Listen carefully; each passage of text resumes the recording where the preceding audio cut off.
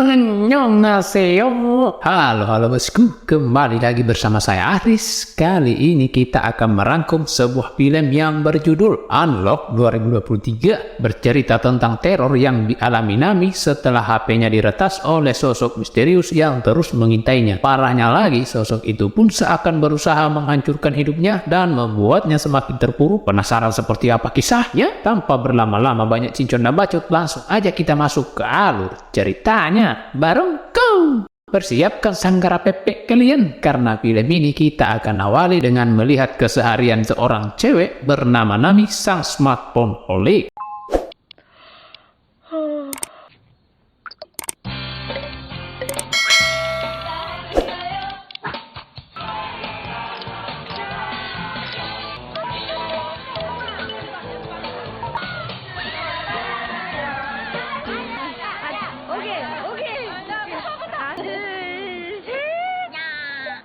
Hingga saat malam semakin larut, Nami yang pulang pun kelelahan sampai tertidur di dalam bis. Tanpa Nami sadari, benda pusakanya malah terjatuh dan tertinggal di dalam bis.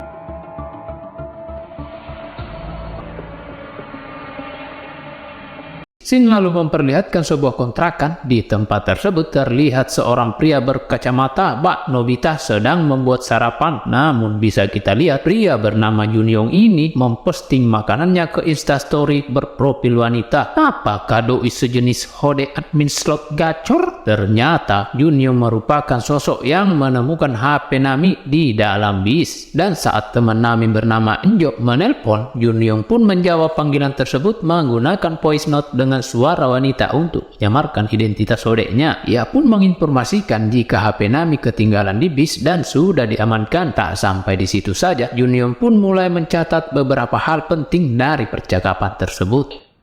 아직도 자? 여보세요? 어제 버스에서 주웠어요. 아니요.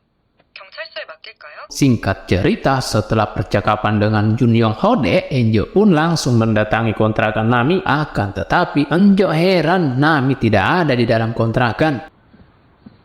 Ya.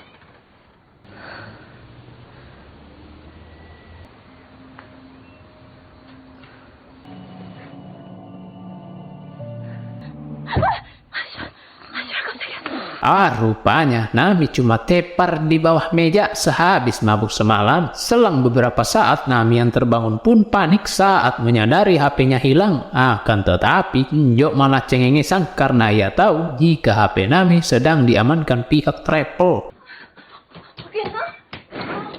Kembali kepada Jun yang kebingungan mencari akun IG Nami. Namun berkat notif IG di HP Nami, Junyong pun akhirnya berhasil menemukan akun milik Nami. Terlihat ia pun mulai stalking dan mencatat beberapa informasi penting dari postingan IG Nami. Dan sesaat kemudian akhirnya Nami pun menghubungi Jun dan meminta Jun bertemu di kafe untuk mengambil HP. Hingga setelah panggilan berakhir, ia pun mulai berusaha membuka kunci HP Nami berdasarkan tanggal lahir. Namun seperti apapun usahanya, HP Nami pun tidak bisa terbuka. Lantas Jun pun mulai membuat sebuah siasat.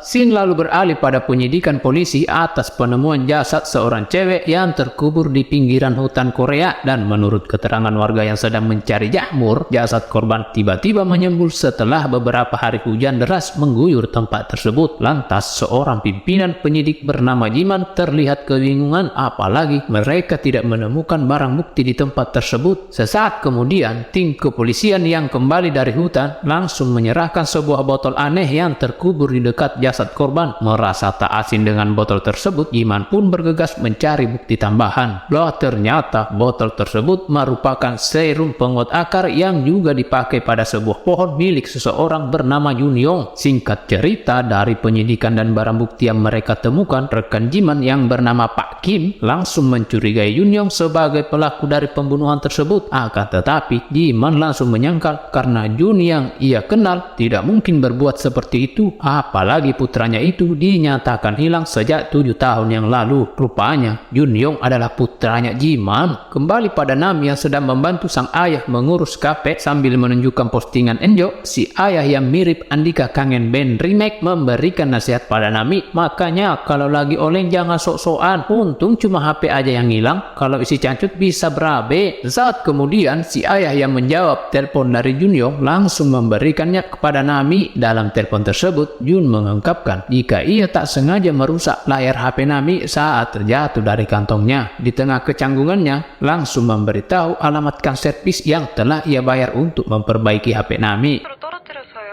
액정이 깨졌네요. 예? 항로 103길 46.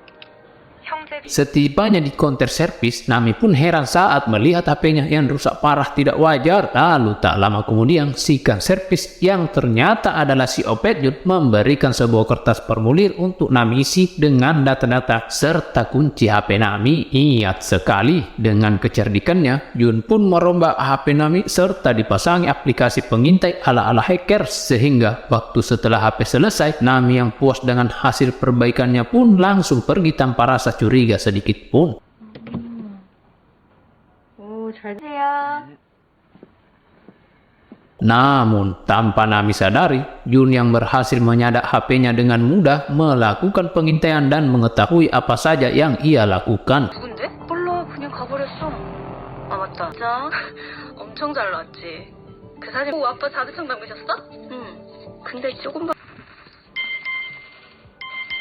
Di malam harinya, Jun yang melakukan pengintaian mendatangi kafe dan memesan jus plum yang tak ada di menu. Meskipun heran dengan pesanan tersebut, Nami yang terpikat oleh ketampanan Jun pun bergegas mengambil jus tersebut. Ketertarikan Nami pun semakin bertambah saat mengetahui Jun merupakan top global PUBG dan mereka pun langsung berbincang-bincang sejenak. 아니 자두에이드를 어디 가도 이렇게 파는 데가 말씀드려볼게요. 네, 저 진짜 부탁 좀 드릴게요.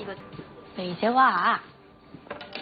Saat malam semakin larut, Jun pun terus mengintai aktivitas Nami yang main HP bak nonton artis Bigo Live. Dengan mata yang sudah 5 watt, Nami hampir saja mendapat bibir jontor dan karena sudah lelah, ia pun memutuskan untuk molor. Namun bagi hacker Jun, waktu ini adalah saat yang pas untuk mengubek-ngubek HP Nami untuk mencari informasi tambahan. Setelah begadang semalaman, Jun akhirnya berhasil mengumpulkan semua informasi dan juga kebiasaan-kebiasaan yang sering Nami lakukan. Setelah mengetahui segala sesuatunya tentang Nami, Jun pun langsung menjadikan Nami sebagai target yang ke-9. Lantas, agar obsesinya bergairah, Jun pun mengganti wallpaper laptop foto korban ke-8 menjadi foto Nami.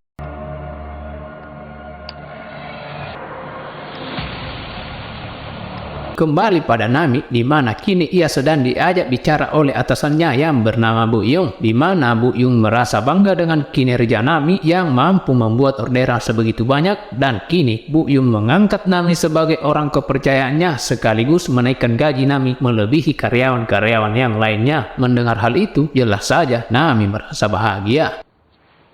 2배. 이게 다 남이가 열심히 해준 덕분이야. 그럼 나가. 동안 일했잖아. 당연한 거니까 다른 사람. Namun di sisi lain, ternyata Jun Yong sudah berhasil menyusup ke dalam kontrakan Nami. Di sisi lain, Kim pun memberitahu Jiman tentang keberhasilan timnya menemukan alamat Jun Yong, di mana dari penyidikan tersebut Pak Kim mencurigai profesi Jun sebagai kang servis HP sebagai caranya untuk mencari korban. Mendengar hal itu, Jiman yang merasakan firasat buruk pun langsung pergi mengecek alamat tersebut. Sesampainya di kontrakan Jun alias anaknya, Jiman pun menyadari jika Jun sedang tidak ada di kontrakan. Lantas Jiman langsung memanggil tukang duplikat kunci untuk bisa menyusup ke kontrakan si Jun. Cerdik sekali, rupanya Jun memasang pita kecil untuk mengetahui seseorang sudah menyusup. Lantas Jun yang waspada langsung mengecek situasi dari luar. Tapi di saat itu pula Jiman pun menemukan beberapa bukti penting di kamarnya si Jun. Tanpa Jiman sadari, aksi penyidikan yang ia lakukan tergap oleh Jun. Di tengah pencarian bukti-bukti lain, Jiman pun kaget saat menemukan catatan dan rencana yang Jun buat sebelum menghabisi korban-korbannya. Lalu tiba-tiba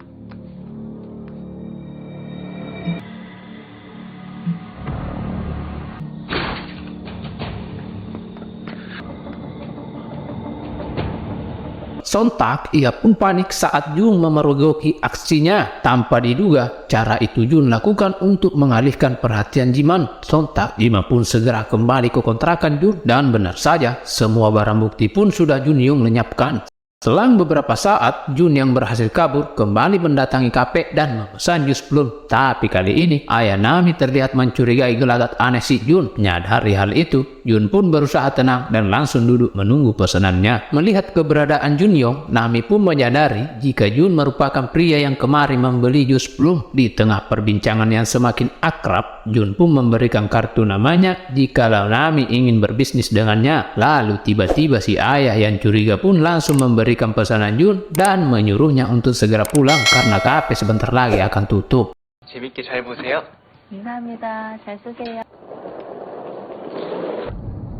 Setelah mengantarkan Nami ke kontrakan, si ayah yang melihat Nami terus mengutak-atik HP mulai membacotinya. Apalagi si ayah merasakan firasat buruk saat melihat gelagat pria tadi. Dan benar saja, percakapan mereka pun terus dimonitor oleh Jun Yong. Hingga Nami si anak bebal pun tidak terima dengan kata si ayah dan langsung ngambek masuk ke kontrakannya.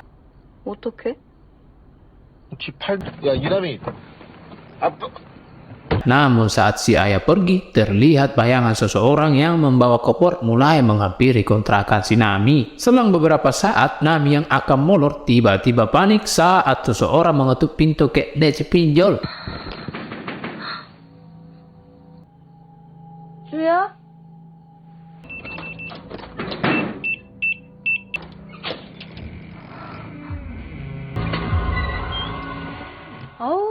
Dasar teman dajal. Rupanya bayangan itu adalah Enjo yang berniat menumpang hidup di kontrakan Nami akibat telat bayar kamar. Wanjay. Singkat cerita, saat Enjo dan Nabi abok power up, Nami pun curhat terkait ayahnya yang overprotective, di mana saat ia sedang jatuh cinta pada seseorang pria bernama Jun Yong. Mendengar hal itu, jelas saja Enjo merasa kepo. Lantas Nami berkata, jika Jun merupakan sosok pria yang sempurna di matanya, di mana Jun mirip sekali dengan Taeyong personel es cendol. Namun sialnya, si ayah justru mencurigai Jun Yong sebagai kopet yang aneh. Di sisi lain, si ayah terlihat kesepian hidup sendiri setelah istrinya meninggal beberapa tahun yang lalu. Di tengah lamunan, si ayah pun terlihat bahagia saat mendapatkan pesan permintaan maaf dari putrinya. Akan tetapi, si ayah pun heran saat Nami mengirimnya sebuah link aneh. Bagaikan bapak-bapak korban SMS hadiah 100 juta, Jun yang menyadak HP Nami pun berhasil menipu si ayah untuk memasang aplikasi pengintai di HP-nya.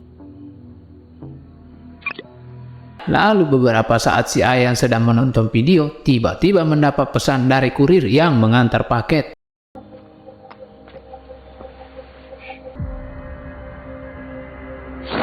Suwek sekali, kini si bapak jadi korban kopetan si Jun. Di sisi lain, di tengah derasnya hujan, tim kepolisian kembali disibukkan oleh penemuan beberapa jasad susulan dari tindakan kopet Jun. Terlihat Jiman hanya bisa melongo dan seakan tak percaya dengan apa yang telah putranya lakukan. Di keesokan harinya, Nami yang baru bangun pun langsung panik saat melihat banyaknya miss call dari atasannya karena dirinya kebablasan dan baru bangun di jam 11 siang. Di dalam taksi, Nami pun heran saat melihat banyaknya notif masuk di HP-nya, di mana dalam postingan tersebut dirinya secara jelas menjelek-jelekkan perusahaan tempat ia bekerja. Di tengah kepanikan, Nami pun berusaha menjelaskan tentang peretasan IG yang ia alami, tapi jelas saja rekan-rekannya tak ada yang percaya, terlebih Nami yang paling dipercaya oleh atasannya. Lalu Bu Yung yang muak langsung mendesak Nami untuk mengakui kesalahannya, apalagi postingan tersebut telah benar-benar fatal dan merusak orderan yang susah-susah dia bangun. Hingga kini, semua klien dan investor serentak melakukan pembatalan sampai meminta pengembalian uang DP dari proyek tersebut. Bu Yung yang marah dan muak pun langsung memecat Nami.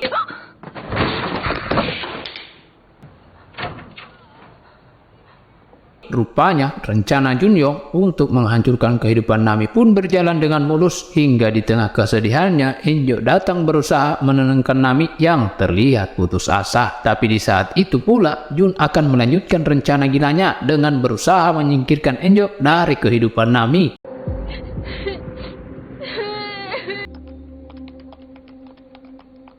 Saat ayah Nami sadar, Junyong dengan sombongnya berkata jika hanya dalam 3 hari saja ia bisa melakukan hal sejauh ini dan tentunya hanya bermodalkan meretas HP ia bisa melakukan apa saja dan memanipulasi data-data seseorang, begitupun dengan Nami. 알 수 없는 게 하나도 없어요.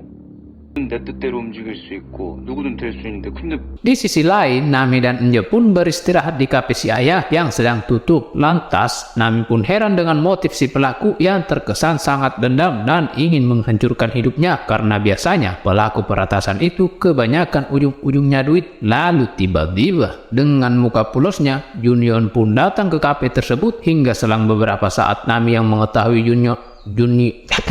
Junyong lulusan SMK TKJ memintanya untuk memeriksa HP-nya. Lantas setelah pemeriksaan yang begitu-begitu saja, Jun pun meyakinkan Nami jika memang HP ini sudah dihack, di mana HP Nami sudah dipasangi aplikasi yang akan menyadap setiap gerak-gerik Nami. Mendengar hal itu, Nami pun langsung menanyakan cara agar bisa menangkap si hacker, tapi menurutnya Jun harus melakukan pemeriksaan lanjutan.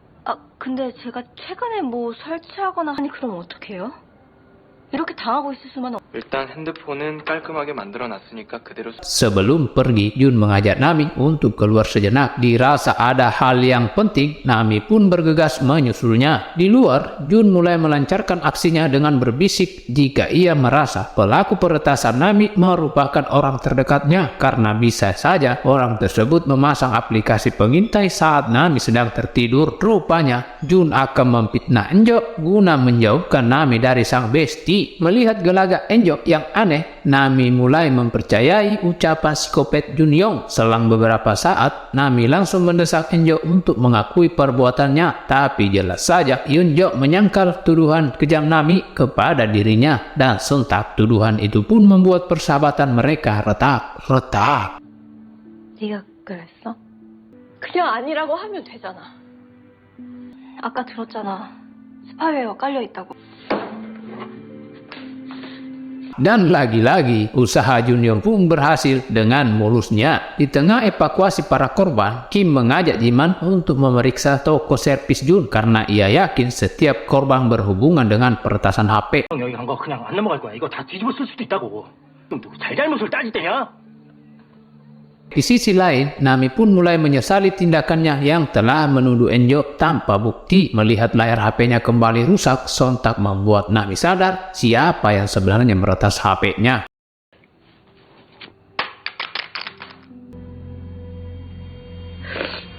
Kembali pada Kim dan Jiman, dari barang bukti catatan Junyong, Kim pun sudah benar-benar yakin jika setiap korban yang diincar selalu direncanakan dengan matang. Rupanya, Nami yang sudah melaporkan kejadian itu datang bersama 2 polisi. Hingga sesaat kemudian, Nami pun mengungkapkan kecurigaannya pada Kang Konter yang meretas HP-nya. Hingga dari bukti yang ditemukan di tempat tersebut, Nami pun akhirnya menyadari jika Junyong merupakan pelaku peretasan yang telah membuat hidupnya hancur. Lalu, untuk mengakhiri aksinya si Jun, Nami pun menawarkan diri untuk membantu tim kepolisian guna menangkap si Junyong. 만약 잠수 타면요?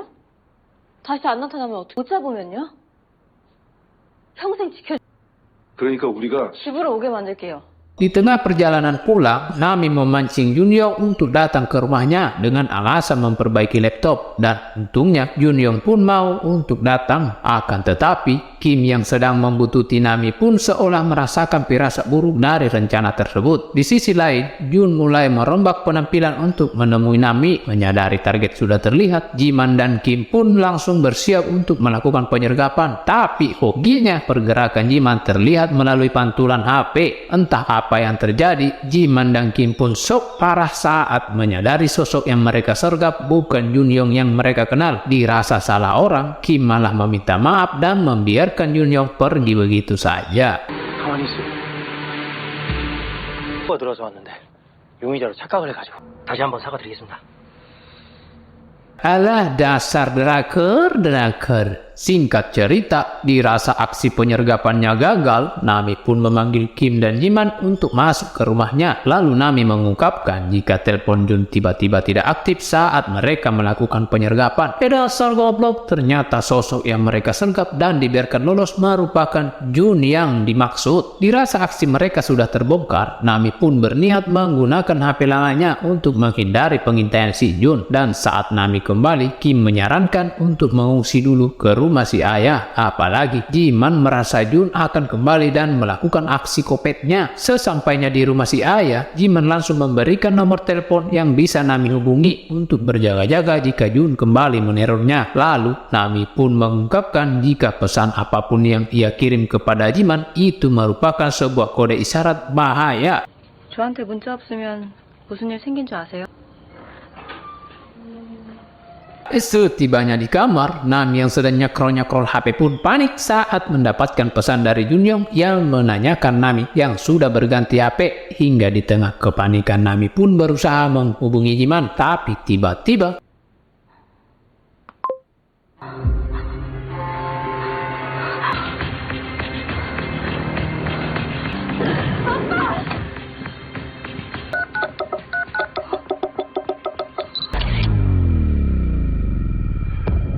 ternyata Jun juga sudah meretas HP kedua Nami. Di tengah kepanikan, Nami pun berusaha mencari keberadaan ayahnya. Dengan muka polosnya, Jun pun menampakkan diri sambil tersenyum. Lalu, Nami pun langsung menanyakan keberadaan ayahnya. Melihat ayahnya dalam bahaya, Nami pun langsung terdiam. Kemudian, Jun berkata, jika ia ingin si ayah selamat, Nami harus mengirimkan pesan kepada Jiman dengan berkata, jika dirinya baik-baik saja dan tak usah khawatir. Dan setelah pesan itu terkirim, Nami pun menanyakan alasan Jun melakukan semua ini kepadanya. Namun namanya juga psikopat, Junyong mengungkapkan jika aksi itu ia lakukan hanya untuk mengisi waktu gabutnya. Asem. Sontak, Nami pun heran kok ada orang yang seperti ini. Hingga saat Jun berceramah, diam-diam Nami mengeluarkan pisau lipatnya dan berusaha untuk menghabisi si Junyong. Tapi sialnya, Nami tidak cukup keberanian untuk melakukan hal itu. Hingga Jun pun izin untuk mengompol sebentar ke WC. 미안한데 나 화장실 좀. Lalu Nami kini mengambil sebatang besi untuk menyergap Junyong yang akan keluar dari WC. Rupanya ngompol hanyalah muslihat karena sebenarnya Junyong sedang menyandra si ayah bagaikan cucian kotor. Lalu psikopat Jun mengancam akan menghabisi si ayah jika Nami tidak menuruti perintahnya.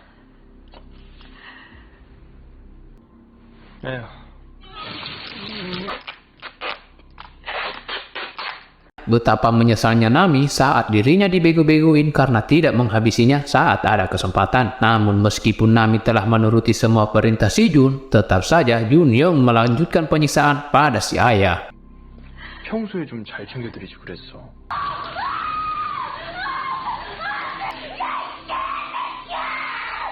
Di tengah kepanikan, Nami pun memohon agar psikopat membebaskan ayahnya, tapi ternyata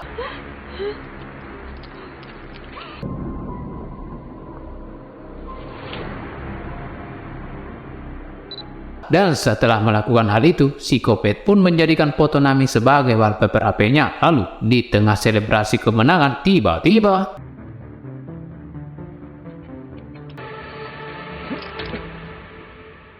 이런 미친 새끼가.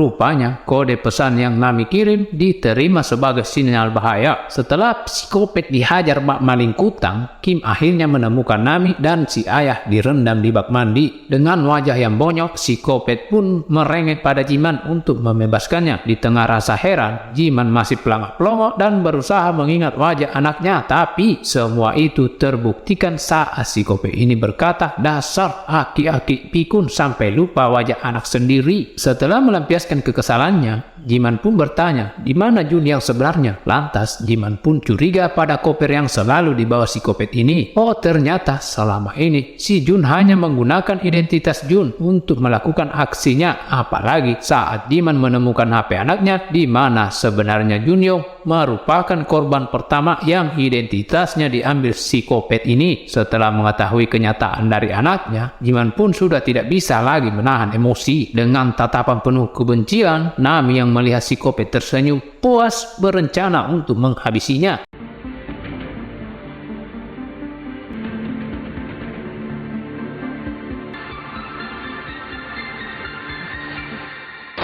Apakah si Kopet modar? Ternyata Nami mengarahkan tembakannya ke perut si Kopet. Hingga di tengah situasi shock, Jiman langsung mengamankan senjata Nami. Lalu tiba-tiba Nami tersadar saat mendengar suara ayahnya memanggil. Terlihat Nami pun seakan tak percaya saat melihat si ayah masih selamat. Akan tetapi tembakan yang Nami lancarkan tak cukup membuat si Kopet modar. Dan sekali, singkat cerita, setelah insiden yang Nami alami viral, pemerintah Korea pun memberi himbauan pada warganya supaya lebih berhati-hati agar tidak teledor saat membawa HP. Di saat itu pula, para netizen yang kepo ramai mendatangi kafe si ayah untuk memberikan dukungan kepada Nami. Tapi apakah yang memoto Nami adalah warga biasa atau malah si Kopet lain? Peduli amat, yang penting film pun selesai. Bagaimana? Masih pengen ngutek-ngutek HP di tempat umum dan membagikan semua kegiatan kalian di medsos? Insiden Nami bisa kita jadikan pelajaran untuk lebih berhati-hati jikalau suwe-suwe kalian malah diincar sosok Kopet jenius yang rela melakukan segalanya demi membuat kalian hancur. Kesuksesan yang kalian posting tidak akan membuat kalian dipuji, melainkan hanya disirikin, digibahin, dan jadi lahan minjam duit. Mending posting kekonyolan supaya kalian terhindar dari semua itu. Mungkin segini saja review dan pembahasan film Unlock 2023. Jangan lupa like, share, and subscribe supaya kalian tidak ketinggalan jika ada video menarik lainnya dari Aris. Thanks for watching and see you on the next video. Bye bye.